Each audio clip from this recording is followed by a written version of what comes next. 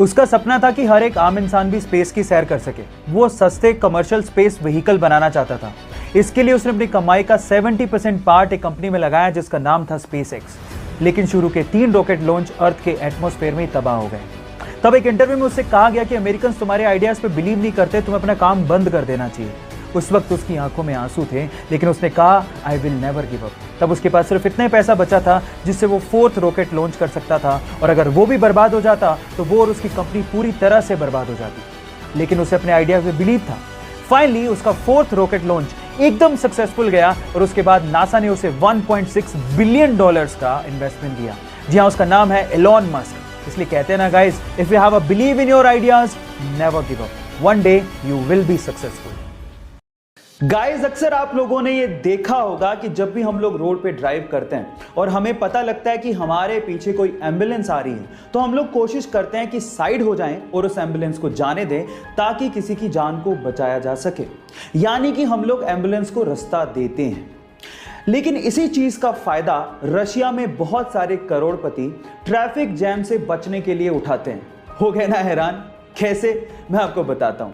Actually वो लोग ambulance को हायर करते हैं $200 पर आवर के हिसाब से, ताकि वो अपना वक्त बचा सकें। मतलब वो एम्बुलेंस को इस्तेमाल करते हैं। क्या आप लोगों ने भी एम्बुलेंस का ऐसा गलत इस्तेमाल किसी को करते देखा है? चैट सेक्शन में लिखना मत भूलिएगा। उसकी मां दूसरों के यहां नौकरानी का काम किया करती थी। हालात इतने खराब थे कि उनके पास खाने को पैसे नहीं थे। दूसरों का फेंका हुआ खाना खाया करती थी। पहनने को कपड़े नहीं थे, आलू का बोरा पहना करती थी। बचपन में उसके साथ कई बार यौन शोषण हुआ।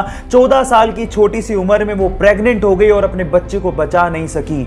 इतना सब कुछ अगर किसी के साथ हो जाए तो वो टूट जाता, लेकिन ये टूटी नहीं। अपनी स्टेप फादर की मदद से उसने स्कूल में दाखिला लिया। पता लगा कि वो पब्लिक स्पीकिंग में बहुत अच्छी है और इसके बाद उसने पीछे मुड़ के कभी नहीं देखा। 1986 में आए अपने एक show the Oprah Winfrey show से वो पूरी दुनिया में छा गई और देखते ही देखते दुनिया की सबसे प्रभावशाली और शक्तिशाली महिलाओं में शुमार हो गई।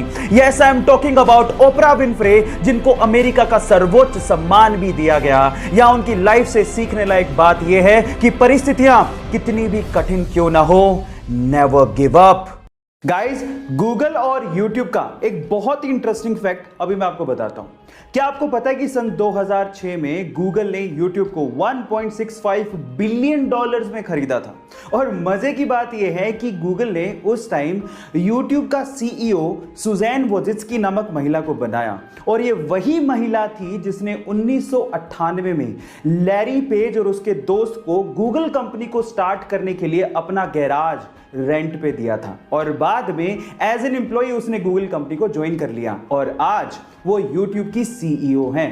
क्या ये इंटरेस्टिंग फैक्ट इसके पहले तक आपको पता था? और अगर नहीं पता था तो यूट्यूब पे ऐसे इंटरेस्टिंग फैक्ट के लिए हमें सब्सक्राइब कर लीजिए या फिर इंस्टाग्राम पे फॉलो कर लीजिए। मिलते हैं अगली वीडियो में।